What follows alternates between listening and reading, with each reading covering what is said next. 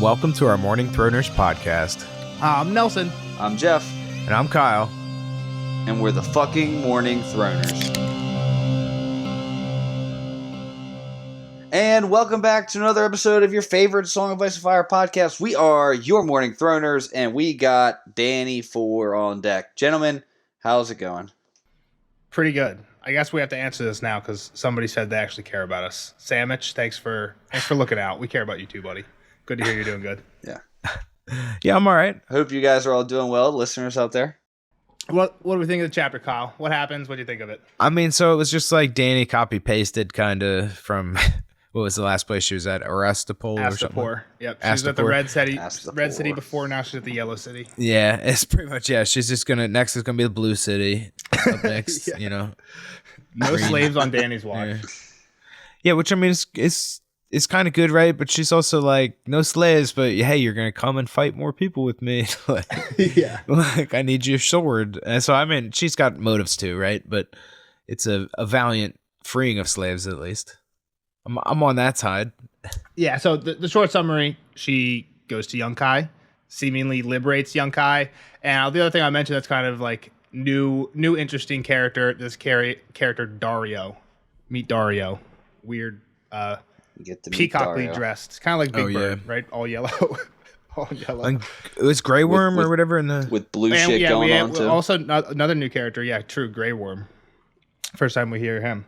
Yeah. Yeah, so I guess there's not really an important part to show the map, so we'll just do it now to get in, set the mood. Map time. Love it. All right, so pretty much it's the same one we showed last time. I think last time I had a big arrow on it. There's no arrow on it this time. That feels like a year ago. Where she was. Yeah, Danny has like not many chapters, and they're kind of like spread out, but they're all like long, and then like a lot kind of happens in them. But this is only chapter 4, and if we remember where she started, the end of last chapter she was in Karth. That was her last chapter. Not the end of last chapter. The end of last book. Sorry. Before That was her last. Astapor. Yeah. So in 4 chapters, she has gone to Astapor, kind of, I guess, conquered. You could like, she set up the government and then dipped out. So I don't know what you call that, but she took it over, and now she's gone and now Liberated. by the end of I guess she's liberated 2 cities way over here. That's by probably the 4 political way to chapters put it. later, But so. that's, I don't know. I just kinda mean fucked like up. we'll get like 4 cat chapters, and she'll be spending all 4 of them just chilling in River Run, being mopey. And Danny's over here literally conquering cities in the same amount of time. Probably not the same amount of time, but you know what I mean. Just boss moves. Same Yeah. amount of page time. Yeah. So Yeah, Danny's doing a lot more than most of our other people. That's for sure. I mean, John's got a lot going on. I guess the important part of this map relative to where she was last time she was here in Astapor, and now she's up here in Yunkai. Also, she only had 3 ships before. I wonder if it seems like she marched here, but you think she could have just like taken all the ships that were at Astapor, right? Like she only came with Maybe- 3, but she took over the city. Maybe she to took a just, like, take handful whatever's and there. told him to meet me at Yunkai. Yeah, I don't think they mentioned it in this one, but it seems like they marched based on like they're 3 miles away, and then they marched the last 3 miles, but they could have done. They that were from the definitely like sea. scouting from land. Yeah. Yeah. So, Maybe they came up a little bit and then they popped off and walked instead.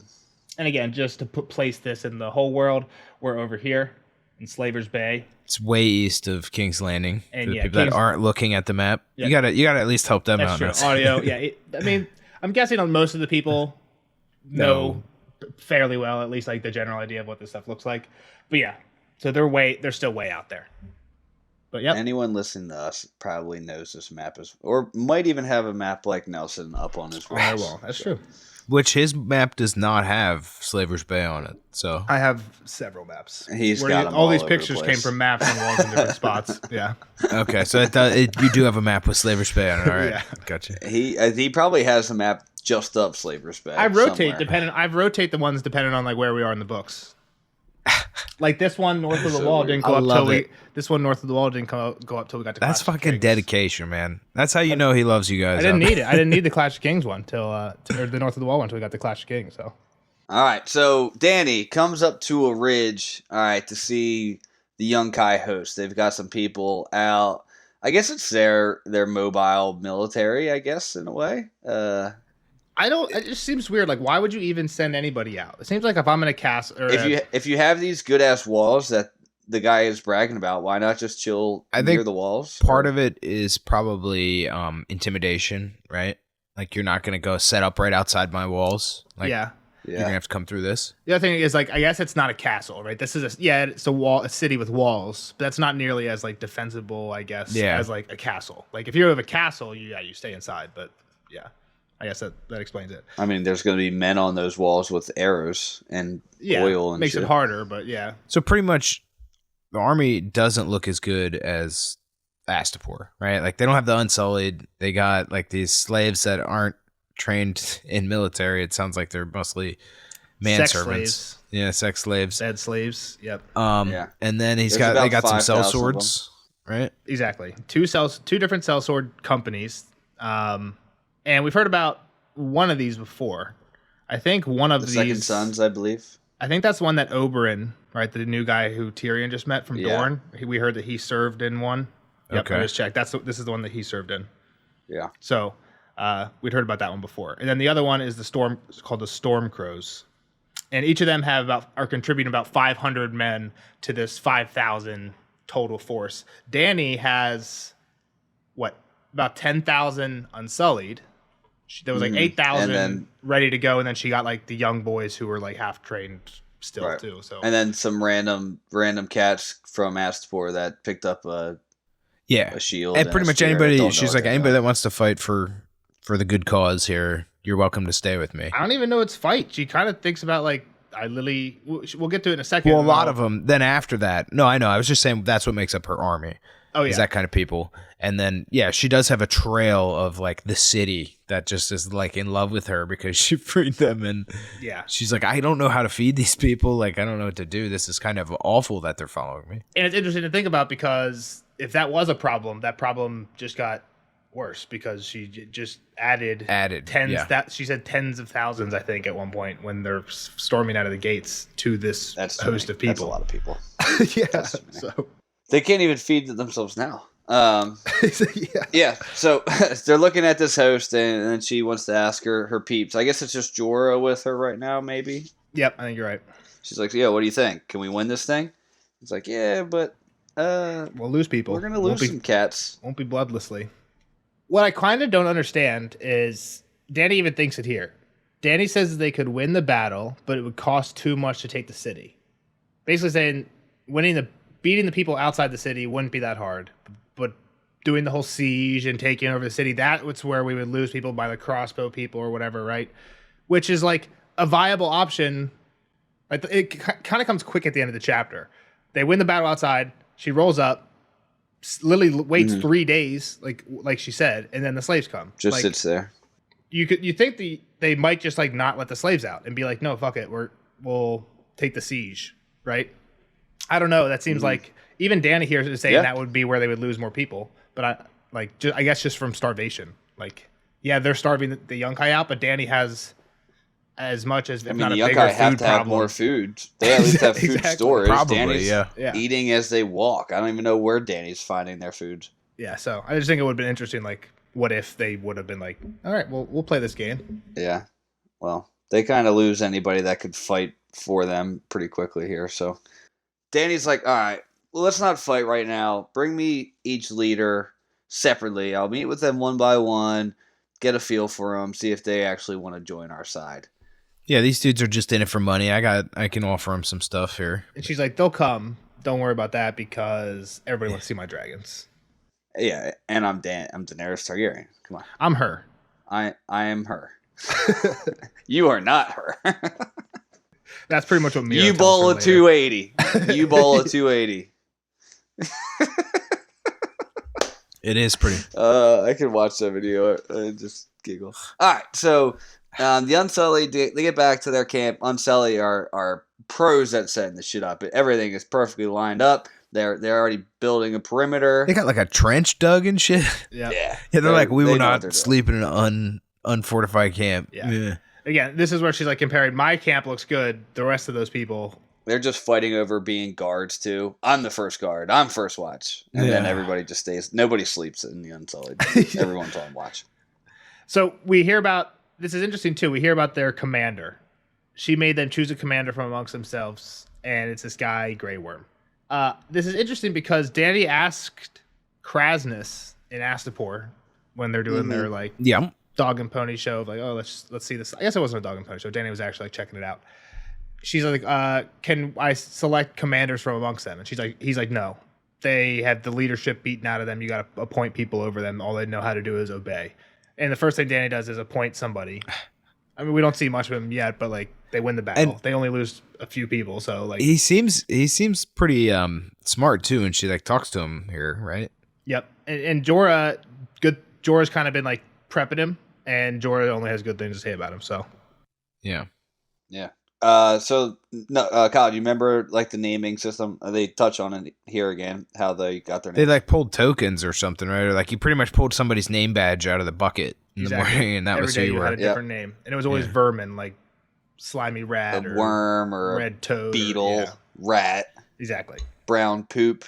So when she frees everybody, she tells all the Unsullied, you can choose your own names. Like most people, she says, went back to their original family names. Some people took like badass names, just like whatever they wanted. Like Nelson, Slay. Some people just like Slayer, Zeus. Slay. They said they took like gods' names. Like you had Zeus, you had Thor just walking around. Badass. Yeah. Some people went after flowers. She said she had some weird name people in her army after that, but Stranger. You think anyone was named Stranger? Just like the god of death. That'd be probably an unlucky name, but maybe. Yeah, they might be not into that. Imagine like, oh, look at that, Stranger's coming up. Kind of badass too. But he wanted to keep Grey Worm. Yeah, that was the name. That's a lucky name to him because it was the day that she freed him, right? That was his name? Yep. The name that he was born with was the name that he had the day he was taken as a slave. Yeah, so why would he want that one back? Yeah, this was a lucky one. Yeah, so then there's an unneat camp, which is everybody else. The AYOs. Yeah, 5 times larger, and she has about 10,000 Unsullied. So, does she say the exact size of her camp earlier? I don't think so. I think she has 10,000 Unsullied. That's where she's chilling. Yeah, it's something like that. So she's got 50,000 cats trailing behind her in a very unkept camp. On the outside of the trench, let's just say that. Yeah, that's true too. It's kind of like what's happening up north, right? With the Mance Raiders. Yeah, he's got how they're just kind of setting up camp all over the place. That's very true. They're just like kind of in for themselves. Following. Everyone's following Mance too. It's almost like if Mance is gone, that probably all scatters away. Just like I feel like if Danny died, this all goes away. You know what I mean? Like it seems like it's all hanging by one person. Yeah. And you got a lot of not fighters. Yeah, everything. This is where she touches on what she left, how she left Astapor, what she left him with. Yeah, the government she left him with. A couple people that she thought were nice people. Yeah, basically. I wonder how long she like vetted these guys. So she. Yeah, as I said, I don't think that's like the best way, right? Like, so she just kind of like picked like smart people, a healer, a scholar, and a priest. Danny thought them all wise men. Yeah, they were the leaders. Yeah, that was pretty much it. They got like a sentence, right? Mm-hmm. And that's where she thinks like, yeah, even though like I gave them their city, most of them left the city and they're now in that camp back there. Yeah. And she's thinking about like how many of those people are useful, or I guess fighters. They're all useful. The raggle-taggle host of freed men. Yeah, only 1 in 10 were strong enough to fight. Yeah, there's like nothing going on back there, right? Like there's no benefit to having this massive tail. But she's like, they're here because of me. I can't leave them. Some of them have pitchforks. I know, but that's what's going on here. None of them were trained, though. They don't even know how to hold the damn thing. Exactly, yeah. They're eating the land bare, leaving it like locusts. Yeah, I think this is a good line she has, too. She had the world's best foot soldiers, but also the world's worst. Yeah. So she gets back, and my boy, Belwas, chilling, eating a bowl of figs, just chilling in the grass, while Squire Whitebeard is standing guard, like doing his job. He's just chilling.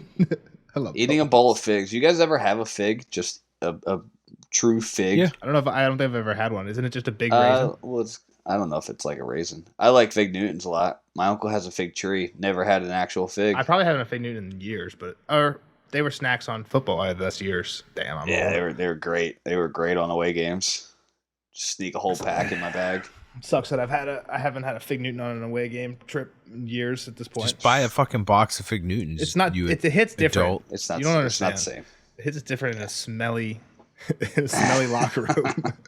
Trust me, if the Unsullied had some fig Newtons, they wouldn't even lost any men in this battle coming up. It's a battle power. Okay. All right, so she goes in and she brings up her blood riders too, right? Who are now the Co's. So she's delegating. She's learned how to delegate, which is nice. Yeah, so that's why she mentioned that's why she's got this old man and Belwas protected her, because these guys have more important duties now that there's actually people to general, because there's a ton of people. Yeah, Co means general, so these guys actually now there's army people to go watch over. So yeah, she calls them in. Does she call them in? She thinks that she sent them off, but does she call them in here? I don't think she talks to them yet. That she brings them in when it's battle time. Right now, the captain of the Storm Crows are about to show up. She just thinks about them because of why it's these two guarding her. Yeah. Why these two are other guards? Yeah. So the Storm Crows come first. We get 3 new cats: Prendal na Gazen, Salor the Bald, and Dario Naharis. Yep. Exactly. Dude, these names. Guys have some names. Prendal na Gazin. They got some names for sure. Yeah, so he was a thick-set Kasari with a broad face and dark hair. Salar the Bald, I'm guessing, is bald. He was a Carthage with a twisted scar around his cheek. Big scar, rather. Yeah. It'd be cooler if Salar the Bald actually had a lot of hair. And Dario, he had like his beard dyed and cut into prongs, right? And they're blue. Yeah. His beard was cut into 3 prongs and dyed blue, the same color as his eyes and the curly hair that fell to his collar. His pointed mustachios were painted gold. His clothes were all shades of yellow, a foam of Moorish lace the color of butter spilled from his collar and cuffs. His doublet was sewn with brass medallions in the shape of dandelions, and ornamental goldwork crawled up his high leather boots to his thighs. Gloves of soft yellow suede were tucked into a belt of gilded rings, and his fingernails were enameled blue. So blue beard, blue He's nails. He's doing way too much. And yellow. This guy, he's got drip, man. Yellow and bronze medallions. No, he kind of looks like a jester or something. How's this conversation go? Prendal kind of takes the lead, right? As they all are equal rulers or leaders, but Prendal seems to be self-appointed leader. I guess he's the best spokesman. Well, Daria doesn't speak at all, so we don't know. He definitely speaks over everybody else. Yeah. Maybe he's the most senior. He pretty much just tells her to fuck off, right? Like, young guy's not gonna fall. Well, I think it's one of the cool things about all these negotiations is Danny always hits them with this: I am only a young girl and do not understand the ways of war, yet these odds seem poor. It's 10,000 to 500. So she kind of hits all of the people with the same line. And they're all like, shut up, girl. Yeah, she's like, I may be dumb, but look, I got a bunch of people. Well, she is 15. She is a 15-year-old girl. Like these guys are all underestimating her because she's a 15-year-old girl. Well, and that's kind of what she's trying to say, right? I think she's playing really, into it. Yeah. And it's like, to her, she's trolling them, but to them, they're like, I love the sarcastic. They're probably buying it. Like, they think she's being honest. Yeah, I know I'm stupid, but I got 10,000 of these guys that are just going to chop you guys up. So. Exactly. Yeah. Do you want to join us or not? Basically, that's how every conversation goes. We're going to kill you if you don't join us. She's pretty much like, you have time to leave. You could join me or you could leave. She's kind of Tyrion it in these conversations. Like, she's dropping insults and jokes at the same time that aren't too, like... Mm-hmm. Right at you. Like, they're like, we don't stand alone. She's like, you don't stand at all. You guys are storm crows. You fly away at the first sign of thunder. And she's like, you guys should be flying now. It might be good for you. Yeah, she did some research on these cats. Right? Just like she's witty with like kind of the way she's talking to these guys. Like, absolutely. She's definitely above her age. Like an older, yeah. She also hits him with the prospect of like, hey, look, you join me and you can have some of the cut. Like, you can follow or help, or you can fuck right off afterwards. Doesn't matter, but this city's getting taken either way. It's pretty much what she tells him. Like, it does, either you stand in the way or you come with me or you leave. Exactly. Like, and standing in the way, you die. The other two, you'll at least live. If you come with me, you'll make some money. Yeah. And they pretty much tell her no, right? They're like, no, we stand with Yunkai. We're paid by Yunkai. Woman, you bray like an ass and make no more sense. That's what he says. Hey. I mean, but she kind of, I guess, like, this guy is always saying, like, look, if we have to fight you and we're going to lose, like, we're just going to go behind the walls. So you're not going to beat us. You might stand outside, but we're not going to lose. That's what she said. Well, she says, do you really think the Yunkai will open their gates for the sellswords and the slaves that they left outside when the battle gets bad? I don't think so. And that's when he says, woman, you bray like an ass. So I think you're right. He says, like, oh, we'll just go inside the city. And she's like, oh, you think they give a fuck about you? Yeah, think again. And he's like, shut up, woman. Yeah. And then she hits him with the, oh, woman, you trying to insult me with that? I'd return the favor if I took you for a man. And then she hits him with her titles. She likes dropping the titles. She drops the titles later, I think. She's a couple times. She's got a little ego going on. She's feeling herself a little bit, for sure. Daenerys Stormborn of House Targaryen, the unburnt mother of dragons, Khaleesi to Drogo's riders, and the queen of the seven kingdoms of Westeros. She knows how to talk big, and I think that's really kind of the point of this chapter, right? Is to show that she's learning the game more. Is really what it feels like. This whole chapter is just kind of a Dany growth chapter. Yeah, she's a badass now after last chapter. Yeah. Which I mean, she was a badass last chapter. She literally had her dragons roasting people in the Plaza of Punishment. She had the Unsullied slaying everybody. She had that whole plan to herself too. She had her badass moment, and now we just see that's just who she is now. That's the norm. Yeah, that's a new norm. It's like when you come back from vacation, you decide I'm like the seashell necklace guy now, and like it's weird for that first day, but then like you just got to roll with it, and now you're the seashell necklace. You guys can't see this, but Nelson has a seashell necklace on. I've been rocking it since I was 12 years old. We've all came home with a puku necklace for sure. Puka shell. I came home with a puka shell necklace for sure. She's in the roll with it stage. She's past the that's a weird look. Everyone's used to her being a badass now. I wore a puka necklace in one of my grade school pictures. I'm pretty sure. You probably wore one in college. Thing. You freaking tool. I wouldn't doubt you wearing one in college. There's some pictures of college. Nelson, Jeff in college. I gotta talk about. I didn't know you back then. Flat brim hat wearing Jeff. That's just not true. I have some flat brims. All right. Yeah, Kyle would probably like the pictures. He's like, I'm not coming with you, and you're a horse lord's whore. So my boy Belwas like, don't no disrespect. Yeah, quick Iraq. You're about to get sliced up. He didn't slice him up, but he offered it, and she's like, no, chill. Yeah, and he's like, I'm going to give you to my horse once I beat you. Interesting question first. She's like, are the members of your company free men or slaves? And they're like, we're all free men. She's like, well then tell them what I told them. Like what I told you. Like, tell that to each of them. Give everybody give each the chance. Of them that choice to not die from my army and see what happens. Yeah, I doubt they did that, but I think it's an interesting, like, go ahead. Well, I think it's kind of just like saying, like, look, this extends to everybody. This is her trying to be good about the eventual slaughter, right? Like, to give them every out, like, just trying to avoid it as best she can. Anyone she doesn't have to kill, she could come over if they wanted to. I think that's a good point, because she was kind of relentless in Astapor. She was like, just literally kill everybody over the age of 13, which is like kind of brutal. Gone. Yeah. And here, you're right. She's definitely like way more like, I don't want any death. And she kind of gets it. Like, as bloodlessly as you could take a place, she kind of takes it. Like, we'll get to the numbers later, but pretty impressive. So I think that's the end. I think that's the end of that conversation, right? They trade that last insult, and then they leave, and Dario kind of gives her a little nod, like everybody else is like, no, wink. Fuck you, and Dario's kind of like, well, I hear what you're saying, right? Yep. And then he's out. Yep. 2 hours later, the second sons show up, but it's just one cat, and his name is Miro, and he goes by the Titans bastard, big dude, where's he from now? See Tyroshi? I think he's a big Bravosi. Bravosi? I think you are correct. Titan of Bravos. Have you ever seen the Titan of Bravos? Yeah. A huge Bravosi with pale green eyes and a bushy red gold beard that came almost to his belt. That's a big ass beard. Andy's a huge guy, which makes it an even bigger beard. Right. On a normal sized guy, it's probably like a 3-foot beard. Yeah. Pretty big. I could never. So she's serving everybody wine as they come. He's chugging this wine. He's like liking it, which is good, because it seems like Dany had this plan from the beginning. For sure. She's like, I might as well get him drunk. Yeah. So yeah, they're drinking. He's pretty rude to her. Like, oh, I fucked somebody like you, or maybe it was you. You want to come kiss me? He's raunchy to her. Yeah, he's trying to big dick swing, right? And again, she's like playing back pretty well. Like, if you keep playing like this, I'll geld you.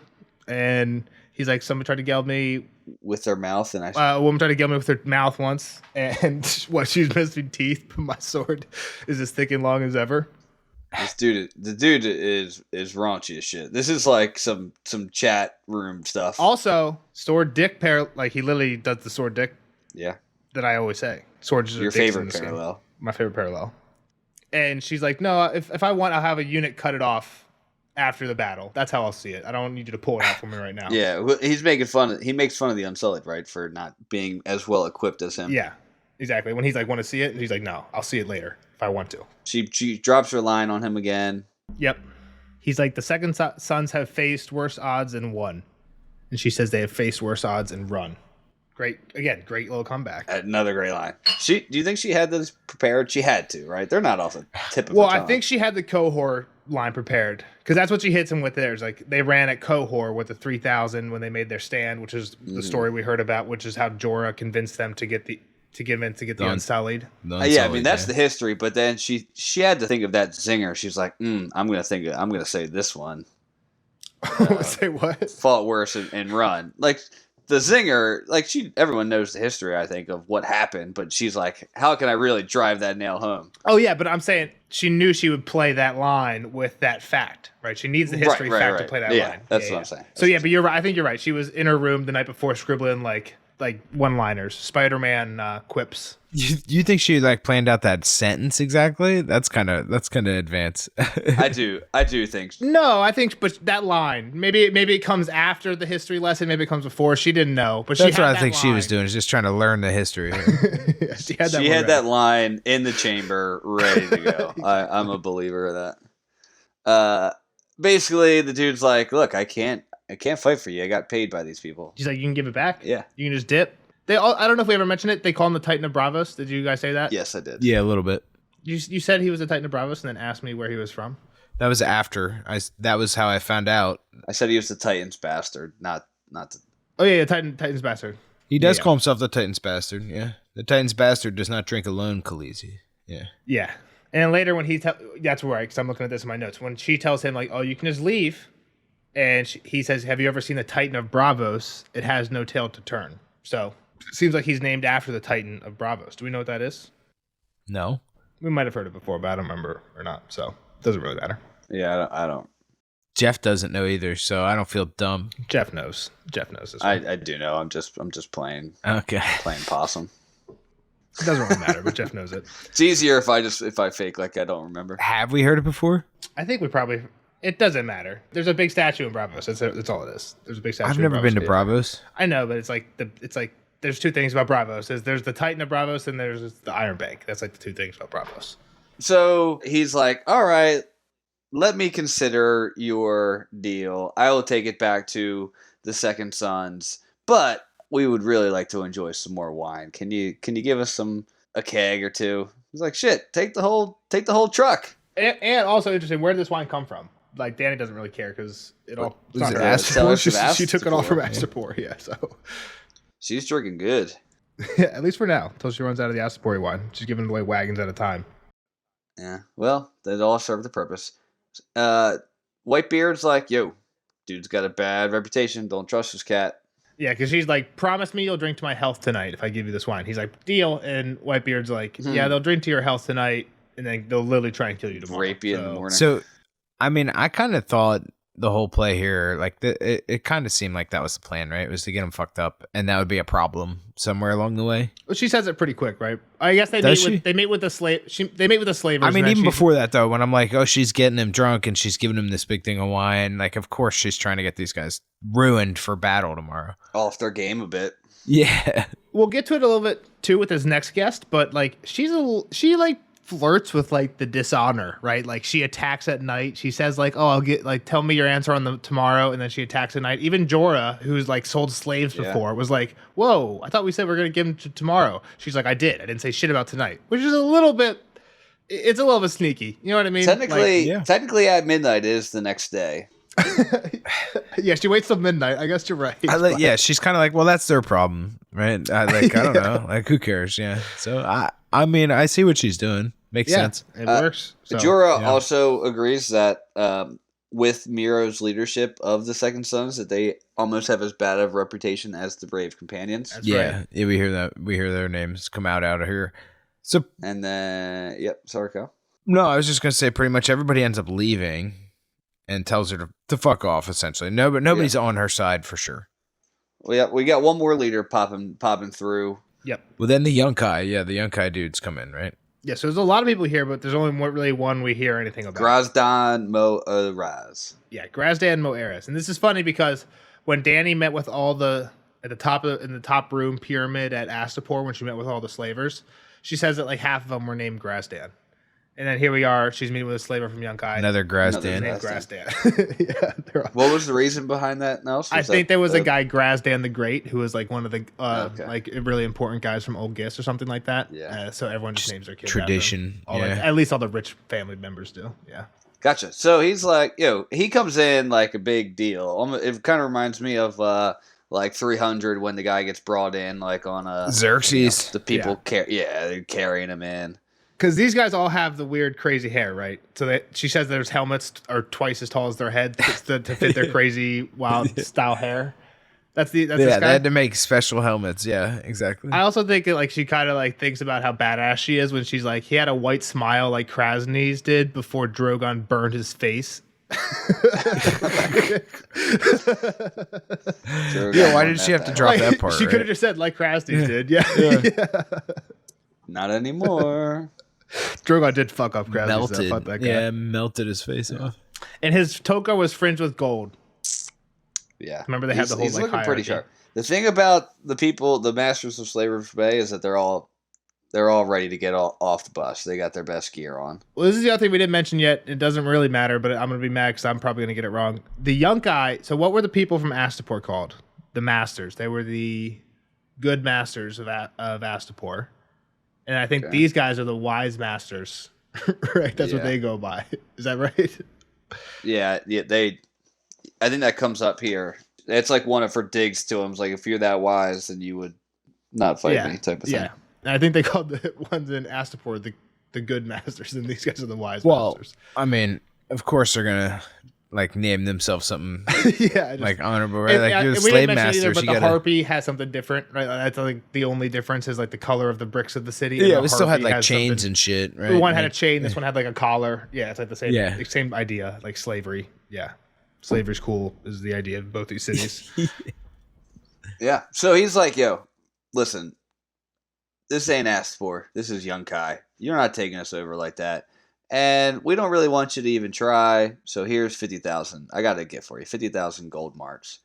Get the hell out of here now. You're done. Yeah, that's lots of money. They try and buy her off. Yeah. If marks is similar to dragons, which I'm guessing it is, just like silver coins or gold coins, basically.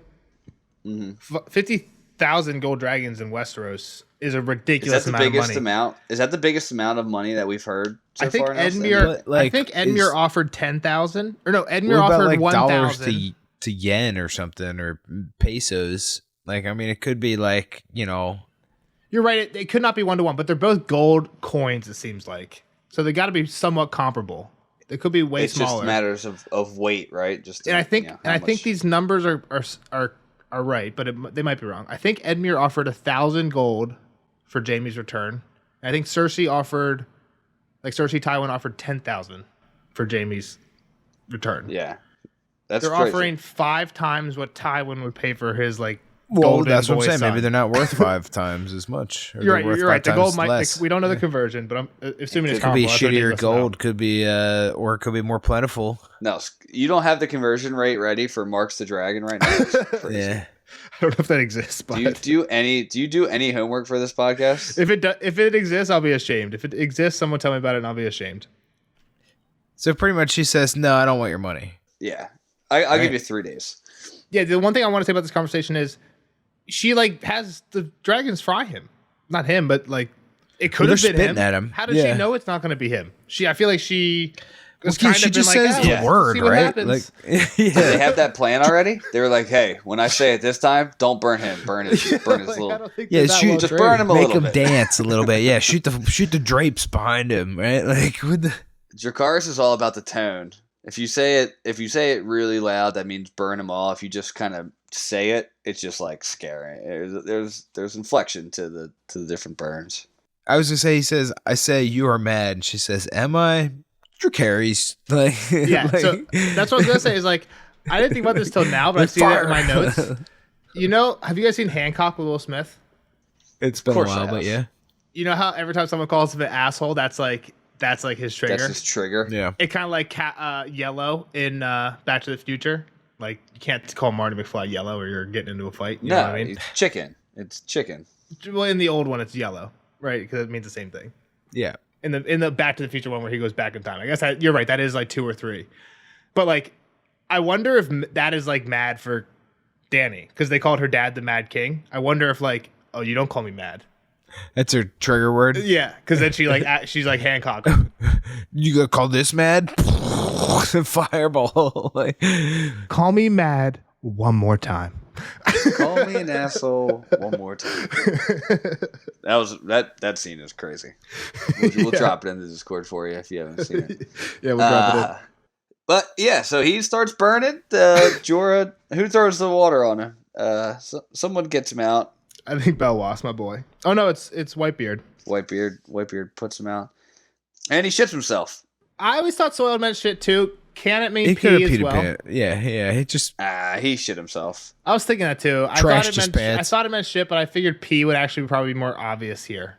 If he's wearing like a white toga and he just pissed himself in front of Dany, I think it's a lot cooler if he shit himself. You might smell the shit, but and I mean he's got a good point though. He's like, you got 3 tiny little dragons, like we can kill these. Yeah. these I'll shoot that motherfucker out the sky. Yeah, like you may be able to burn me today, but out there we're gonna these. Does he say that before she tries to burn him? Because that might be what after. Okay. He says, "You shall rule this arrogance, whore. These little lizards will not keep you safe. I promise you. We will fill the air with arrows if they come within a league of Yunkai. Do you think it is so hard to kill a dragon?" She says, "Harder to kill her slaver. 3 days, Grasdan." Yeah. That's when he leaves, right? Yep, pretty much. By the end of this 3rd day, I will be in Yunkai, whether you open your gates for me or no. Now it's time to bring all the captains in. Let's have a meeting. Let's talk about the game plan. Oh, her captains, because we just talked to a bunch of other captains, I guess. Her peeps. Differentiating. Yeah, it's like Jorah and the what are their names? Fucking Whitebeard and Belwas and the Coes. Yeah, and the Coes come back. She's like, all right, mount up for attack. Let's get to work. Yeah, she's happy it's a dark night, but not like a dark night with stars, like a dark night, overcast, like super. It's a good night for sneaky. Mm-hmm. Covert op night, yeah. And she basically says, like, she calls everybody, right? And she's like, here's the plan. They're going to be arguing amongst each other, and the Stormcrows are going to be arguing amongst each other. Second sons will be drunk. Yeah. And then the bed slaves won't know what to do. They're like, there'll be scouts, and Dany says they won't see anything but the campfires that they always do. Which just made me think of the Karstark deal. That's what the Karstarks did. They just like left people behind to like keep the fires going as they just dipped when like after Robb pissed them off. And this is when Jogo volunteers. Like, any scouts I'll take care of too. Like, don't even worry about it. Like, I'll just go kill them all. And like, yeah, good idea. And then she's like, let's attack from 3 sides, unsullied on left and right, and we'll take what little Dothraki we have right up the middle. But they're mounted, so they'll count for more. Exactly. And Dany even hits her own guys with this line. To be sure, I'm only a young girl and know little of war. What do you think? And Jorah says he thinks she's Prince Rhaegar come again. I think you are Rhaegar Targaryen's sister. And Whitebeard agrees and says a queen as well. Bam. She's coming into her own, man. Her tires big time here. They are. They do all the planning. That takes about like another hour. And then near midnight, Jorah shows up. And she's like, the scouts have found somebody. Trying to sneak in. Uh-oh. Danny's like, wait, a spy? And Jorah's like, he says he's bringing gifts. He says it's the yellow fool with the blue hair, and Dany remembers him and says she will see him. You can't forget him. It's Dario. Yeah. They couldn't be more different.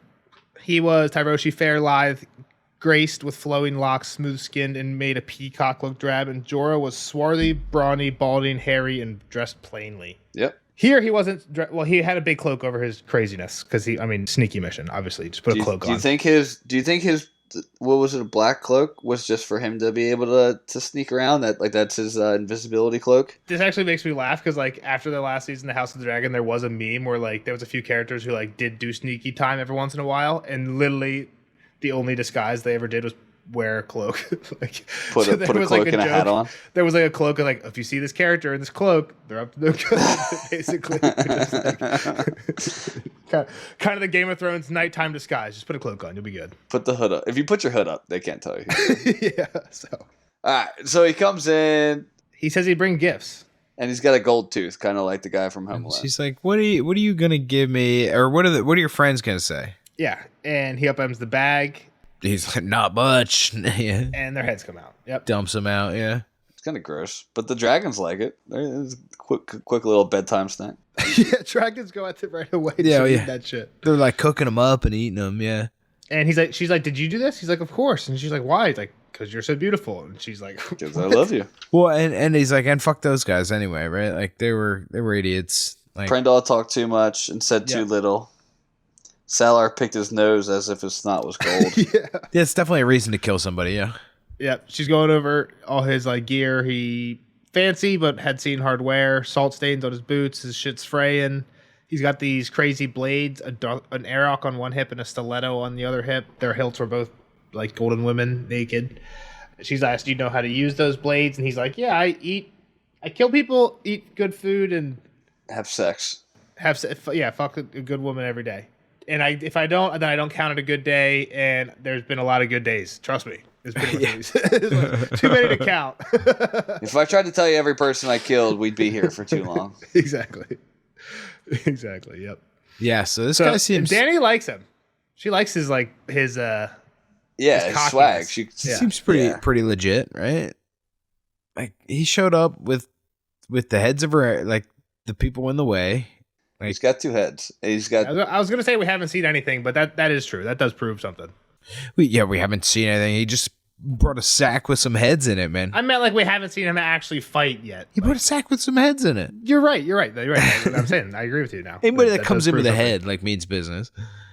But Danny means to put him to the test soon, so we're for gonna sure. figure out what he can do. Yeah, so she's like, swear to me. He does. Crazy bow.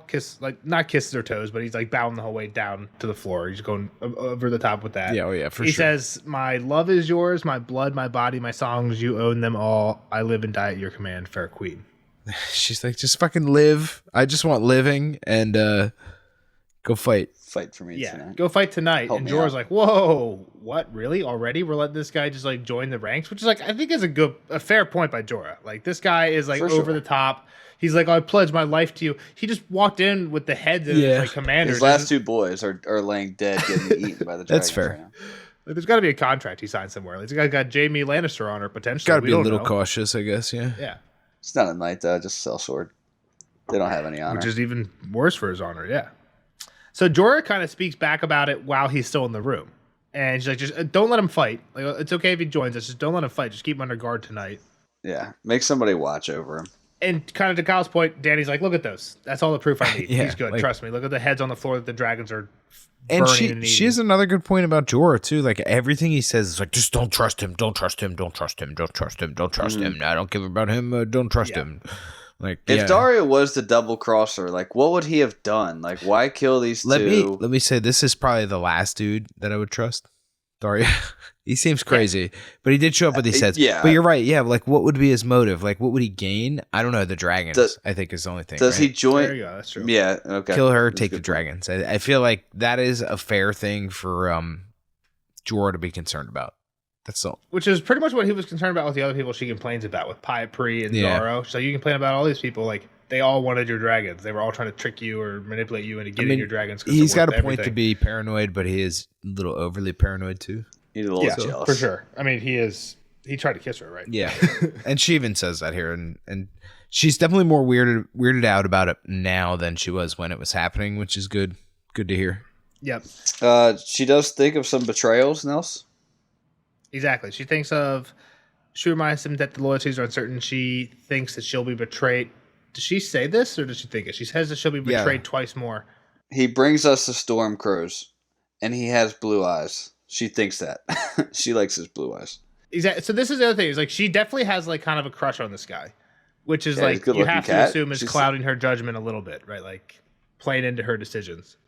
Even though she seems like pretty level-headed everywhere else in this chapter, I don't know. It seems like that line is one line that makes me think like, okay, he might have a little bit of a weakness. I mean, just this he brings the storm crows and he has blue eyes. The thought that she's thinking of what he looks like gives you a little bit of a hint, maybe. And that line is in response to basically Jorah saying, "What's so good about him?" And her answer is out loud, he brings the storm crows, but in her head, he has blue eyes. Right? Like if that's what you're basing your decision off of, probably not the best thing, right? It's both.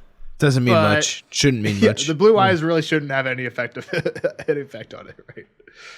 All right. So then he's like, well, 500 sellswords of uncertain loyalty too. So he's just not trusting any of these people, any of these sellswords, I guess you could say. And she brings it back. All loyalties are uncertain in such times as these, And then she thinks again to herself, and I shall be betrayed twice more, once for gold and once for love. Yep. What was the first one else? I don't think we know what the first one is, or if she's right about what she thinks the first one is. But like we'll talk about it in a second here. So Kyle, do you know what this means? What do you mean? It was from the when she was in the Warlock's temple or whatever? Yeah. So do you remember what the first one was? No. It's been so long, man. Come on. I know. That's why I already have it in my notes. Calm down. All right. I was worried you were going to not tell me. You're supposed to remember. Basically, she says that she came for the gift of. She's at the table with all the weird like. Yeah, the hearts in the middle and shit. The hearts in the middle is everything, and there's like she's hearing a voice in her head, but nobody's actually talking. All the people at the table aren't talking. She says she came for the gift of truth and asked if the things she saw in the long hall were true or false, past or future. She asked what they meant. The shape of shadows, morrow's not yet made. Drink from the cup of ice, drink from the cup of fire. Mother of dragons, child of three. 3? She answered. She did not understand. 3 heads has the dragon, the ghost chorus yammered inside her skull with never a lip moving, never a breath stirring in the still blue air. Mother of dragon, child of storm, 3 fires you must light. 1 for life, 1 for death, and 1 to love. 3 mounts you must ride, 1 to bed, 1 to dread, 1 to love. 3 treasons you will know, 1 for blood, 1's for gold, and 1's for love. So she thinks gold and love are the 2 she still has. So she thinks she's been betrayed once for blood already. And that's got to be the Miri Mazdur. That has to be it. That's true. Miri Mazdur has definitely betrayed her. How does that go for blood, though? I'm not sure. I actually didn't think about this before. Because it's her son or her kid. Yeah, like betrayed for gold makes sense. Somebody betrayed you because they're getting paid for it. Betrayed for love, I don't quite understand. Maybe somebody cheats on you. Didn't they cut the horse's throat over top of? That's true. I mean, it was blood magic. But like I would assume I think it's like family betrays you, or like you're betrayed for your blood. family. Drogo was her family. The child blood. Yeah. Okay. Your family is involved. There's money involved, or there's love involved. How's that? Okay. It's interesting because I actually didn't look up what like the popular theory on this one is, so I'm not actually sure. So that's my. The other opinion. thing is, Danny might not even be right. Maybe she hasn't encountered any of these before. Maybe none of them are even going to happen. I assume so. I mean, it was a floating heart and a skeleton's, like dusty skeletons talking in her brain. So I mean, like, maybe none of it's true, or maybe it's all true. Who knows? Yeah. So interesting. Yeah, very interesting. I feel like in that chapter we talked about what those 3 things could be for a long time too. Yes, let's not rehash. So go back to that chapter if you want to hear Kyle's predictions. Danny 4 Clash of Kings. There you go. So Jorah's last bit is like, look, you can't even trust him. He doesn't even have the right colored beard. And then she just pops off. Yeah, she's not like that. Danny doesn't like that. Oh, what? You got a good beard? You're the only person I should trust? But Whitebeard's got to have a good beard, right? It's his fucking nickname. I mean, it's in his name. Yeah. Better be a good beard. Got to be a pretty solid white beard. And he's like, that's not what I'm saying. And she's like, that's what you say every day. Piet Priest, Zaro, Belwas, Whitebeard. Do you think I'm some girl who can't hear the words between the words? Virgin girl who can't hear the words between the words? And then he starts to try and like plead his case, and she's like, okay, bam. Nope, just keep coming after his ass. Yeah. She's like, this is a good line by her. You have been a better friend to me than any I have known, a better brother than Viserys ever was. You are the first of my Queen's Guard, the commander of my army, my most valued counselor, my good right hand. I honor and respect and cherish you, but I do not desire you, Jorah Mormont, and I am weary of your trying to push every other man in the world away from me, so I must need rely on you and you alone. It's very very smart of her to realize like the manipulation and abuse kind of patterns from him, right? Like for sure. I mean, I think she took a long thought about it after he kissed. I think it's also interesting. Do you remember the circumstance that he kissed her? Well, I remember they were in the room. She was topless. I don't really. Boat. They were on the boat. They were on the boat. Yeah. She was. Did he get a little nipple grab in too? Yeah. I don't know. They were talking, and she had the lion's pelt that she's wearing later in this chapter over her. And so he says something, or somebody comes in with good news, and she throws it off of her and like goes and hugs him or something like that. Okay. She like reveals himself to her, not in a sexual way at all, but he definitely took it that way. And I think I just bring that up because here there's a few times where she mentions that she keeps pulling the cloak, the lion thing tighter. So I think she's like more like when she's talking to Whitebeard. So I think she's like more cautious. Like, okay, I don't just get naked in front of old men. That's not going to work well for me. So I just think it's funny that Learn my lesson. It seems like she's more conscious about it. Yeah. So, but yeah, so she basically hits him with that, which again, I think there's a lot of compliments in there. Like, hey, I'm not just saying she friend zoned the shit out of him. She friend zoned him. She's a 15-year-old girl. He's a 45-year-old girl. He literally just said, "I'm 3 times your age." Thrice the age. Yeah. She's 15, which means he's like 45ish. He's an old ass dude. But I mean, getting friend zoned never feels good. That's not friend zoned. They're just friends. That's his problem. Kyle, stop it. He's a creep. Well, he is a creep. But let's just. Imagine if he was 17 and she's 15, getting friend zoned hurts really hard. We've all been there. Just being friends with the girl doesn't mean that you get to bang her. What are you talking about, then he kissed her. But yeah, he kissed her. She wasn't into it. She kissed him back. Takes 2 to tango. It's weird because she was also a little into it. Like, she says it's weird, but she also like kind of like. Yeah, but I mean, it's kind of one of those things that like just like happens, right? Like, you don't know what's going on. We don't need to talk about this. We can move off. It is weird. Just saying, getting friend zoned is a hard. Getting friend zoned does suck. Thing to deal with. Stop, Nils. But Jorah's way too old. Why is old. it such a stop thing? I'm not saying that because he's too old. He's 45. I'm saying the art of friend zoning is hard. Fuck Jorah and his old ass. I'm just saying, getting friend zoned is hard. It's a tough pill to swallow. She pretty much thinks like, he'll get over it. Like, I was rough, but he'll get over it. Yeah, he's gonna go fight for me. She didn't feel too bad. She felt bad, but just because she was mean. And when he was gone, she does think for a second, like, okay, could he be right? Which is like a good. At least she's like considering what he said. It might have pissed him off, but yeah. Heeding his advice, yes. Then she's thinking a lot about what Miriam has dirty to say about her. She's never going to have a child. The dragons are my own child. House Targaryen went with me. The dragons will live on because Whitebeard said that they live longer than people, but it doesn't really count. Kind of. Also, then she starts playing with Drogon, just like you play with your dog. Like, he's nipping at her hand. He has really sharp teeth, but they're not breaking skin because like he knows they're playing. Like a little puppy. She's like wiggling him back and forth. His tail's flopping. Yeah, fetch a little bit. It's just cool that she plays with him like you play with a dog, you know what I mean? And here, this is what gets her thinking like, oh, I wish they were bigger. Like, they're getting bigger, and they're getting bigger faster, but they're not big enough to ride yet. If they were big enough to ride, I'd be out there in this battle tonight. It's kind of what she's thinking. Pretty dope that she wants to riding fucking dragons. So yeah. Pretty dope that she wants to lead too. She wants to be in the front line. That's fair. Yeah, it's badass. It's like crazy, badass or crazy or mad. Don't call her mad, but a little bit of everything. Don't say that to her face. Yeah. Don't call me mad one more time.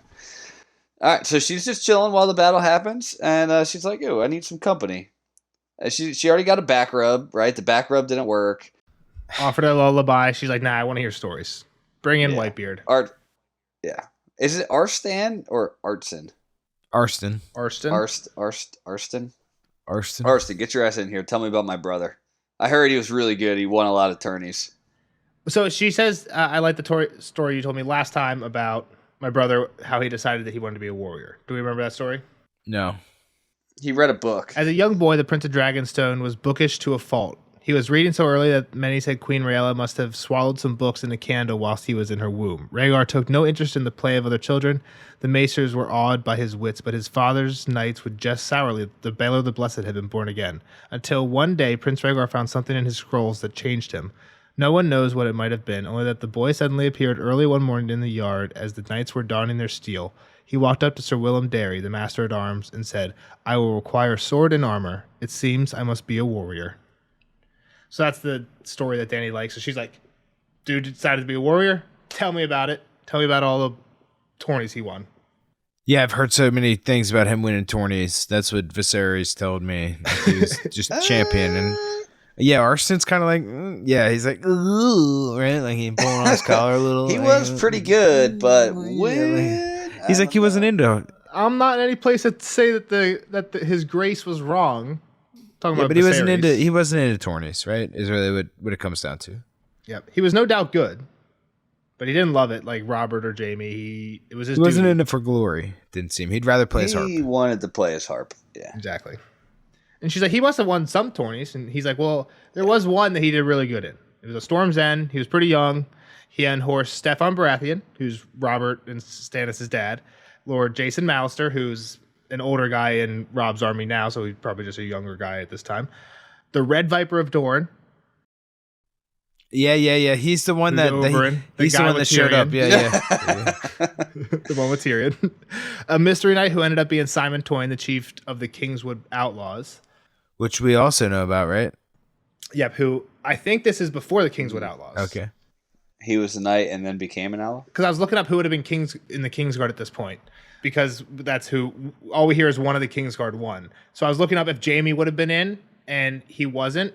That was he would have been he had to be too young, no? Well, Jaime replaced somebody, but that was near Robert, closer to...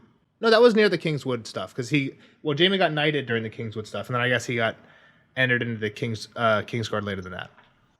Right, Jaime got knighted while he was squiring during the Kingswood. He was squiring during the Kingswood Rebellion, exactly. Type of thing. Yeah, so Simon Toyne, who ended up being in the Kingswood, which I think is after this tournament. And then lastly, which is like kind of reminds me of the story from Dunk and Egg, he beat Sir Arthur Dane breaking 12 lances. Like, doesn't Dunk's Pennytree's claim to fame was he broke a bunch of lances with Baelor, but then Dunk doesn't realize he's telling the story to Baelor, and Baelor's like, it was actually 6 instead of like 12 or whatever. Mm-hmm. And Dunk's like, no, trust me, my guy told me it was 12. And Baelor's like, it was me who he was going against. It was 6. Story's growing the telling. I know, I understand. Yeah. So it's funny because he broke 12. I wonder if it's actually 12. This was probably like 5.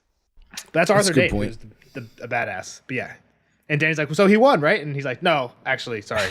He didn't win that one. Sorry. That was a different Kingsguard. He came close. So the Kingsguard, I think the Kingsguard who won that at the time were Gerald Hightower, Lewin Martell, Selmy, Oswell Went, Jonathan Derry, and Sir Harlan Grandison, who's the one that Jaime replaced. So one of those guys won. The other Kingsguard member is Arthur Dane, who is the one that Rhaegar beat, but it took a lot to beat. Yeah. So let's start. I want to start reading the next little bit of this part, because we're talking about the next tournament, which is a tournament we've heard about. Yeah, this is the one we've been hearing a lot about lately. Yeah, we've heard this from how many different POVs? 2, 3? Actually, let me check. What do you mean that talked about this? I think this is their third here. Yeah, one was definitely Bran. I think there was another one. Yeah, Bran and then Jaime. Oh, Jaime. Yeah, because as Jaime was going into Harrenhal. Yeah. All right. Yeah. So she asked what tourney he won. Your Grace. The old man hesitated. He won the greatest tourney of them all. Which was that? Danny demanded. The tourney Lord Went staged at Harrenhal beside the God's Eye in the year of the false spring, a notable event. Besides the jousting, there was a melee in the old style fought between 7 teams of knights, as well as an archery and axe throwing, a horse race, a tournament of singers, a mummer show, and many feasts and frolics. Lord Went was as open-handed as he was rich. The lavish purses he proclaimed drew hundreds of challengers. Even your royal father came to Harrenhal, when he had not left the Red Keep for long years.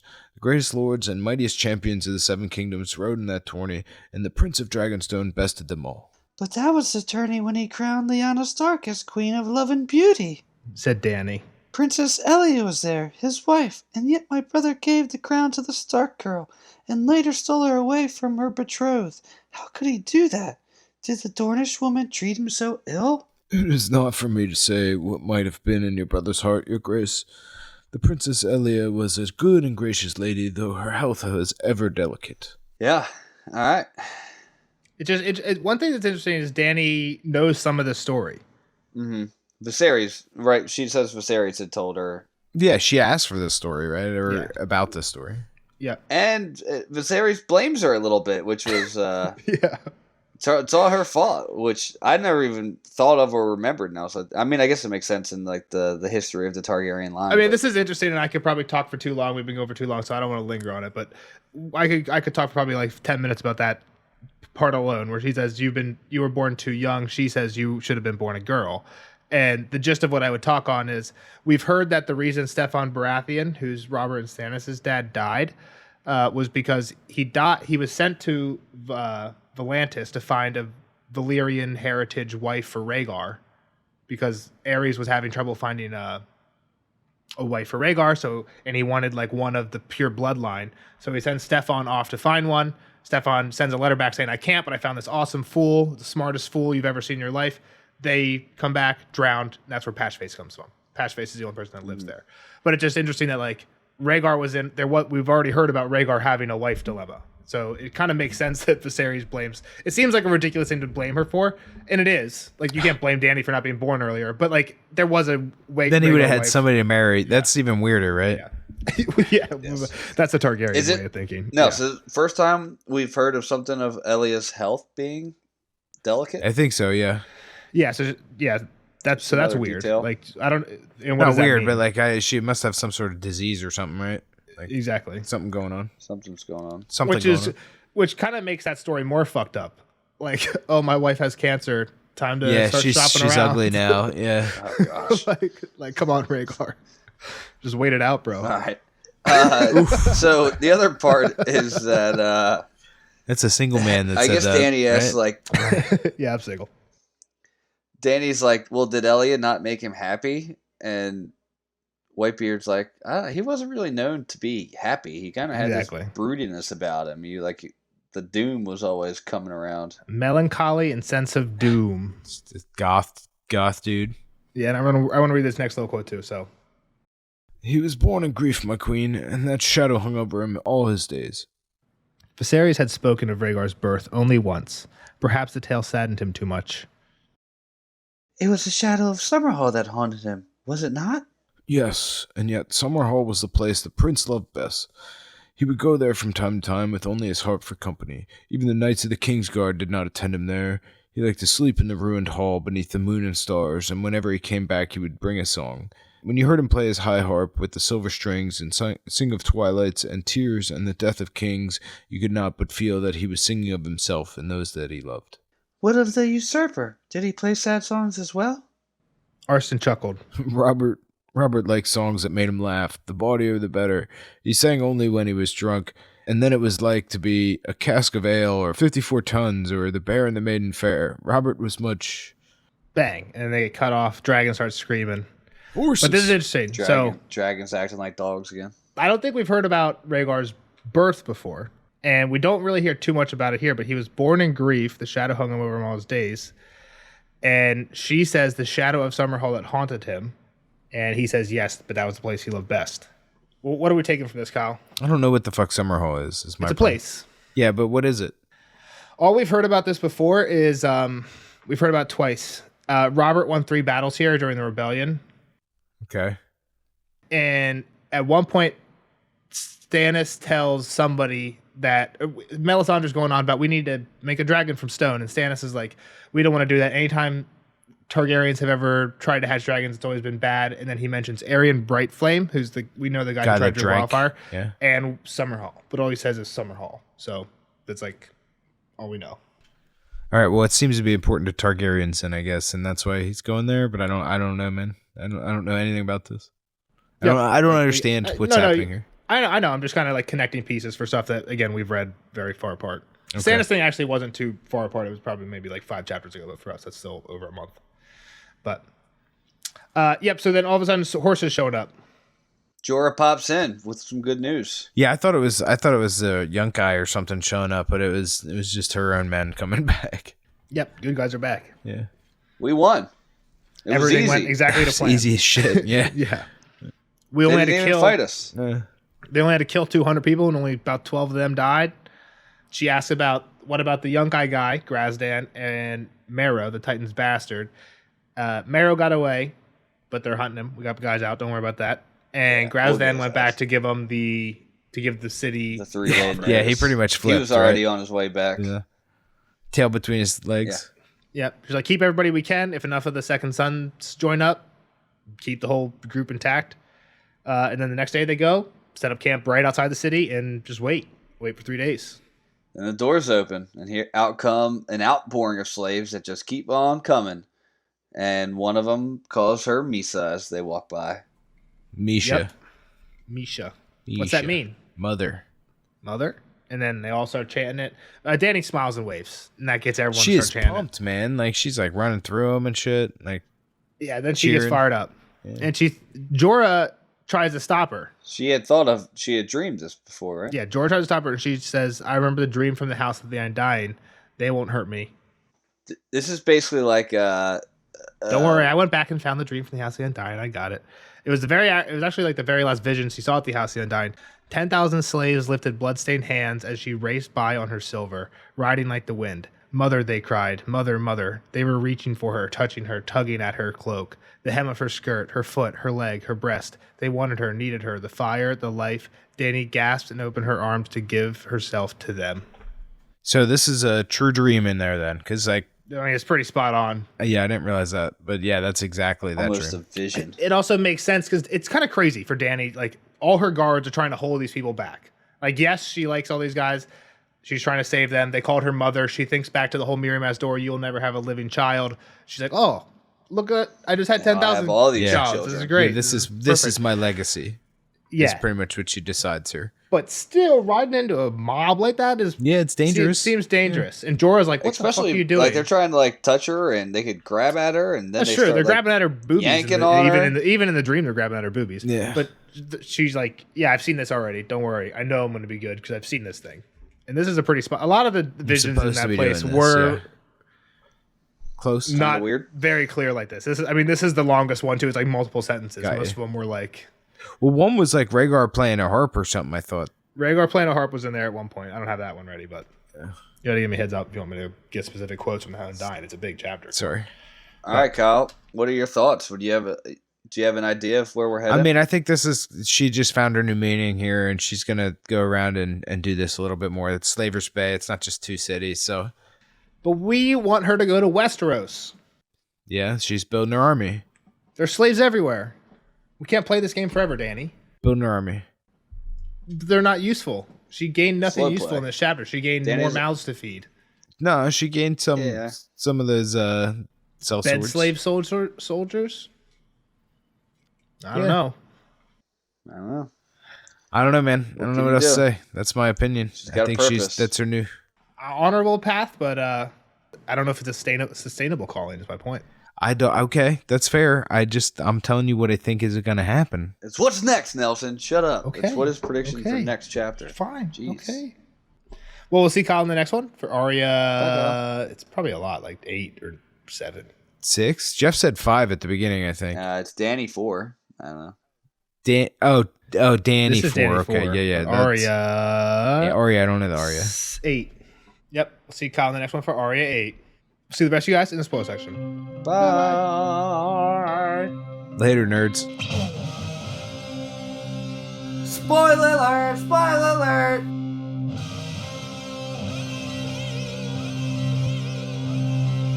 Spoiler alert! Spoiler alert!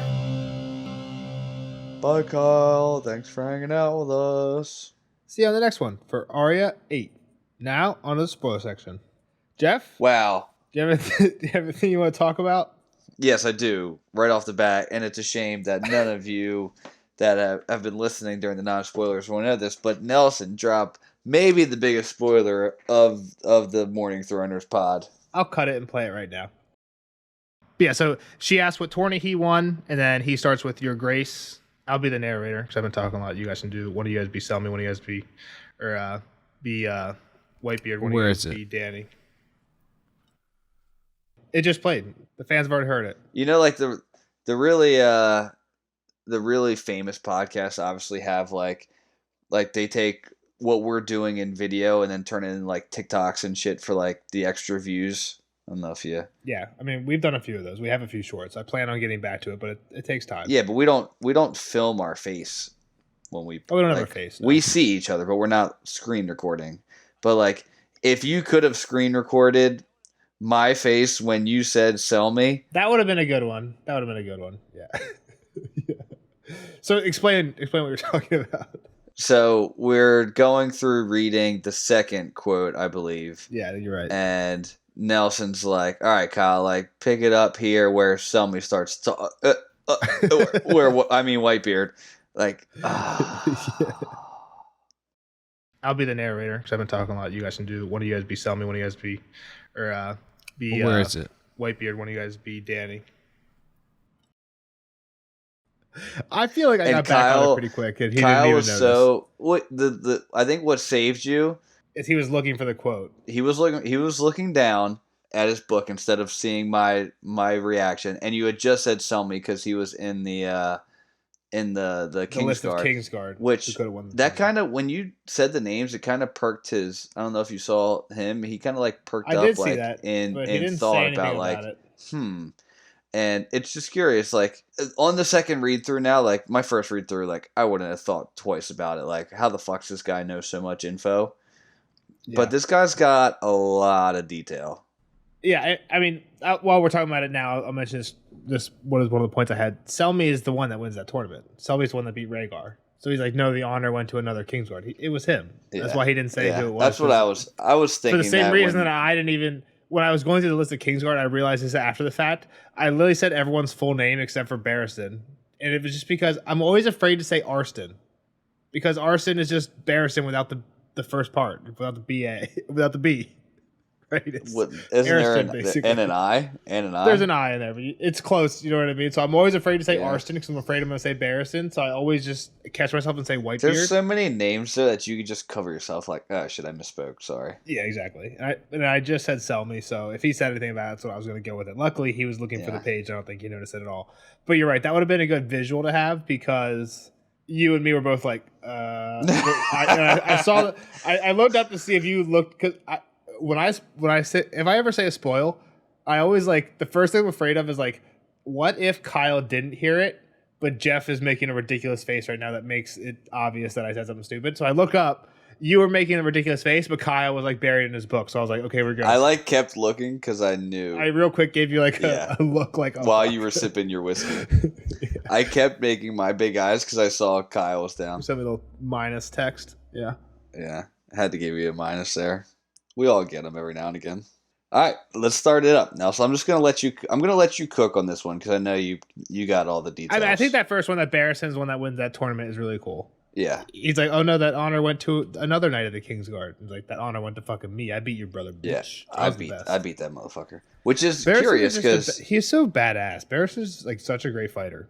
It's curious that they kind of like beat Rhaegar because we know that when Robb wants to fight, Ned's like, look, they're just going to let you win. But they're not letting Rhaegar win. At least did. At least Barristan did. I think even to your point, we even have to wonder if some of these guys, Steffon Baratheon, Mallister, Oberyn Martell, we know he's a good rider. Did some of these guys just like, hey, like was Oberyn like, hey, I'm trying to get you to marry my sister. I'll let you win this one. You know what I mean?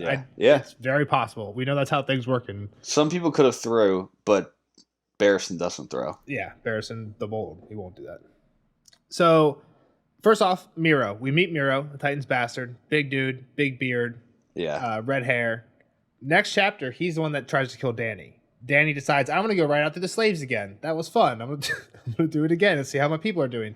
And this is where Barristan beats the shit out of him with a stick. Exactly. Barristan and everyone's like, who the fuck are you? You just killed a guy with a stick. That's the straw that broke the camel's back for Jorah. When they get back, Jorah's like, wait, you, an old man, beat Miro, the Titan's bastard? Like, he's a very well-known badass fighter, and he had a sword, and you beat him with a stick. Who the fuck are you? And enough of this. Dany's like, Jorah, I want you to knight him right now. And both of them say no at the same time.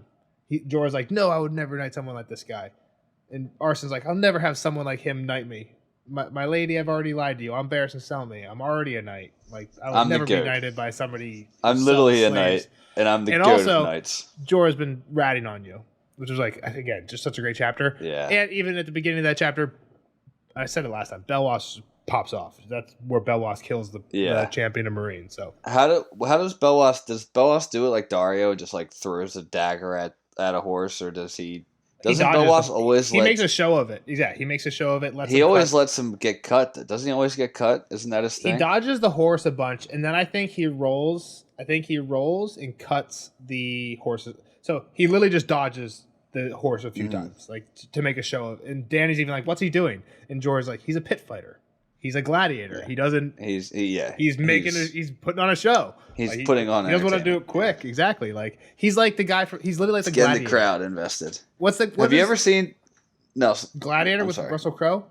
No. TV show Spartacus. I've never seen it. It was a Stars original. I've heard good things though. Oh man, I've been seeing like a lot of TikTok clips of the show. I don't know why. I guess there must be some show about Rome coming out. So like, I don't know, people are just like on the topic of like ancient Roman gladiators.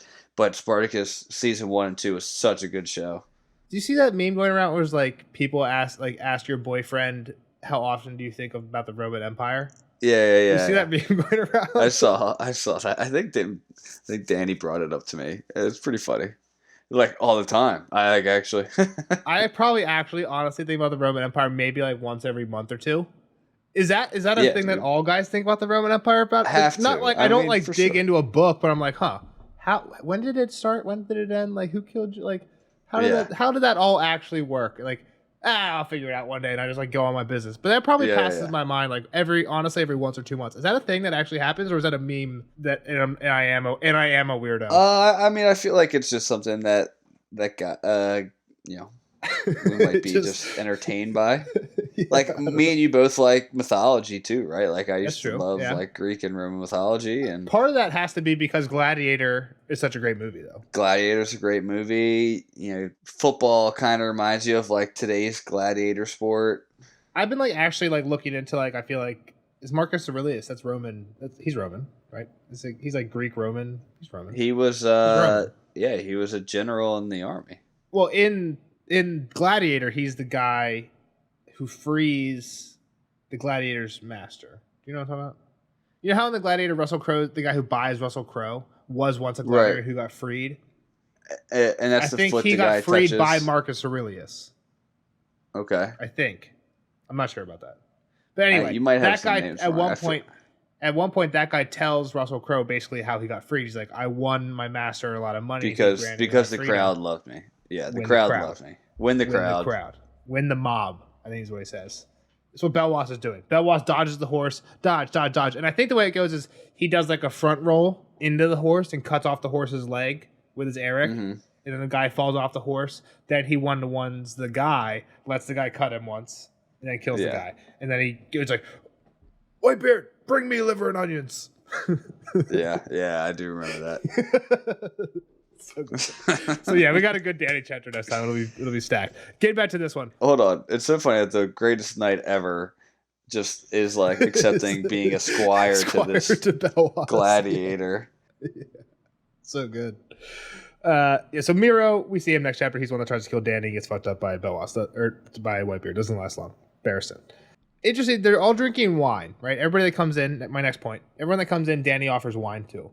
This isn't quite bread and salt, but it's kind of bread and salt, right? Like this is your guest right, and Danny burns the one guy, which again, like, isn't really crossing guest right, maybe, but it's, he doesn't get damaged. He doesn't get hurt.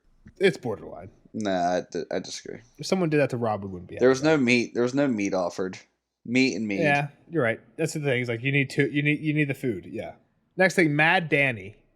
I guess I thought we talked about this. I brought this one up in the non-spoiler. The Hancock. Yeah. Don't call me. Don't make her mad. One more time. Danny thinks House Targaryen will end with her. Not true. We got Phaegon, we got Aegon, we got Jon, we got Tyrion. There's so many Targaryens out there that we don't potential Targaryen. Cersei, Jaime, yeah, all of them. All of them. They're all Targaryens too. Yeah, and then the last thing I had was Barristan won the tournament at Storm's End. So that's the last thing you have? That's all our points. I had 5 points. Miro's next chapter. Guy's next chapter, drinking wine for safe passage. I thought you were definitely pulling. I thought you were pulling some dreams into it. I thought we were going back to the House of the Undying. Well, again, we're past the halfway point in the book, so like a lot of the things in the book, like we talked about the 2 House of the Undying things with Kyle. Mm-hmm. Yeah. We talked about the past Rhaegar quotes about him being like the bookish one with Kyle. I mean, we can talk about some of it again. Yeah. Do you think it's interesting that we're like learning more about Elia being sick now, like that her health was like that? We're kind of piecing together more details as we go about this story. Yeah, again, I think it's interesting because George does it in an interesting way. He makes it so Rhaegar seems like a good guy, but also he always reminds you about the whole like, yeah, he did steal Lyanna, like that's still a thing that happened. Which again, we don't really know if that's a thing that happened, but that's a thing that everyone assumes happened. Right? There's a good chance that Lyanna was on board with him and like, hey, let's run away together, and that's what happened. But everyone thinks that he kidnapped her, even Barristan, right? Like I feel like Barristan would have said, "No, trust me, it was mutual." Yeah, if he knew, but I don't think he knew. I don't think anybody knew except for the two of them. It's still weird to me that he didn't know, but like Arthur Dane and whoever the other guy knew.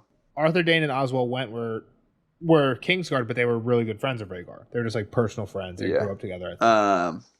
Yeah, I mean, it just plays into the fact of, I think you've mentioned it before, obviously, throughout this, that he needed a third child, and if her health was too delicate to have another kid, that. And I think one thing in this chapter that what's actually not directly in this chapter, but it's referenced and we talked about it is, oh, really? Would Rhaegar really betray his, like, step out on his wife just to fulfill some prophecy that he thinks he has to?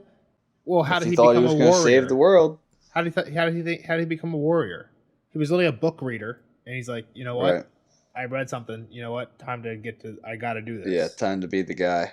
What if he read something else that said, oh, you have to have 3 kids? And the whole, like, he had a sense of doom about him kind of implies that, like, if there was a prince that was promised prophecy, Rhaegar didn't think it was himself, right? Like, maybe when he was really young, he's like, oh, there's a prince that was promised. It's going to be me. I have to be a warrior. But at some point, by the time Barristan knew him, that thought might have evolved to, I'm not the prince that was promised. My children, or one of my children is the prince that is promised. I need to have 3 of them. What's this, all the doom of Summerhall? Like, why is he upset? Was he born on that day? Well, the great thing about Summerhall is Egg did all that. And Rhaegar was born at Summerhall. Yeah. While it was being burnt down? Rhaegar was burned at Summerhall. He was burnt amidst salt and smoke, which is why people think that the reason if he thought he was the prince that was promised, right, is like, oh, we'll wake dragon from stone he'll be born again amidst salt and smoke. Right. So all the dragons died at Summerhall, salt and smoke crying. All right, well, just hold on. Summerhall. I get it.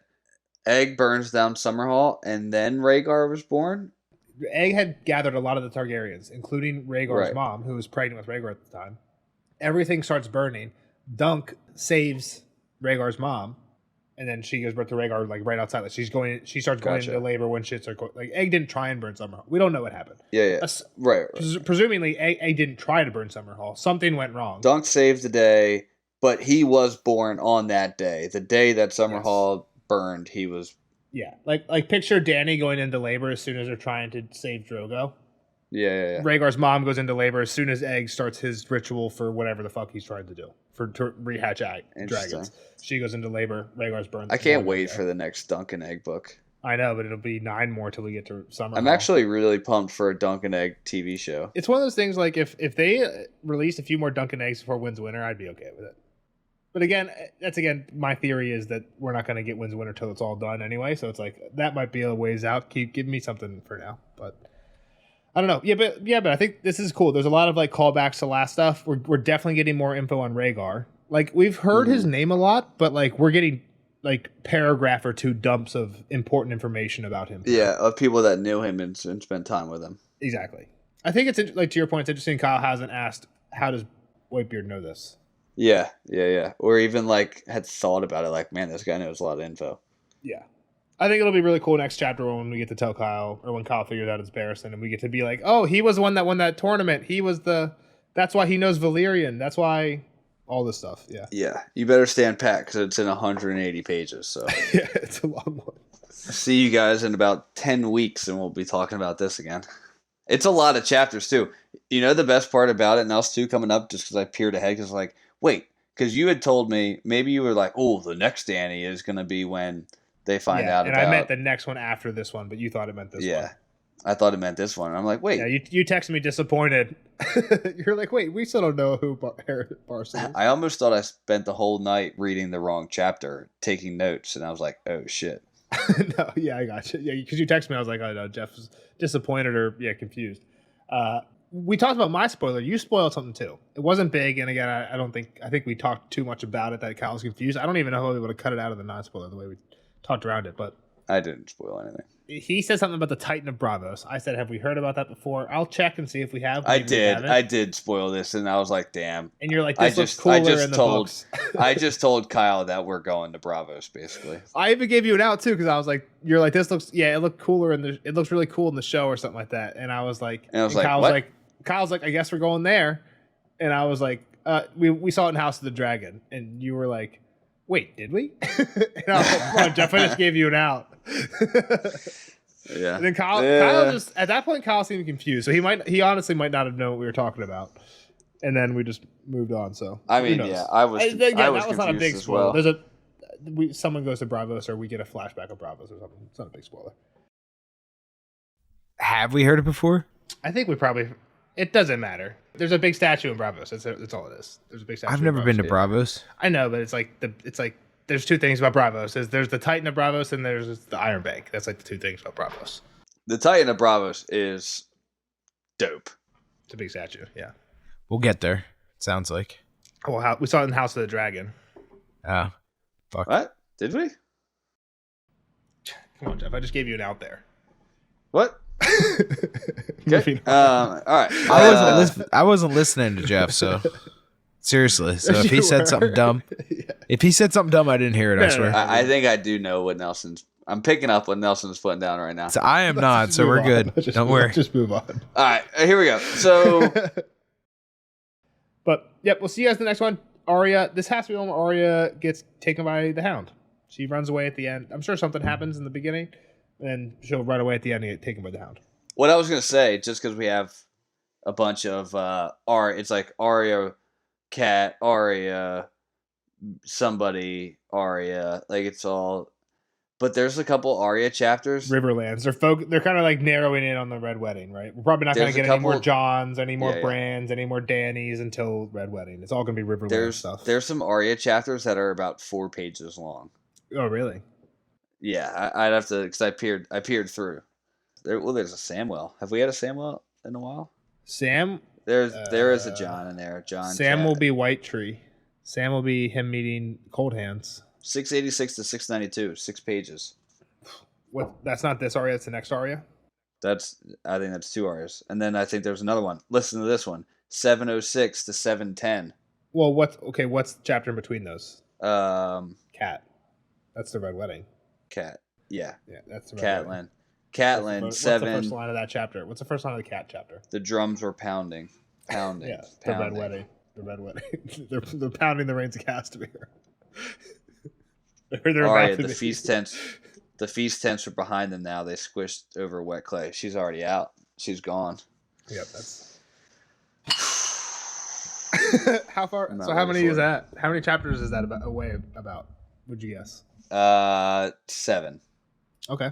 I know we have at least one more Jamie. You said there's a Sam and a John. It went like right. Jamie, John, Sam, Cat, Arya, John. Yeah. So. Okay. All right, well, we'll see you guys in the next one for the next Arya 8. Bye-bye. Thanks for listening. Like, subscribe, give us the stars on the stars things, and leave a comment or talk to us on Discord. Thanks, Sandwich, for caring about us.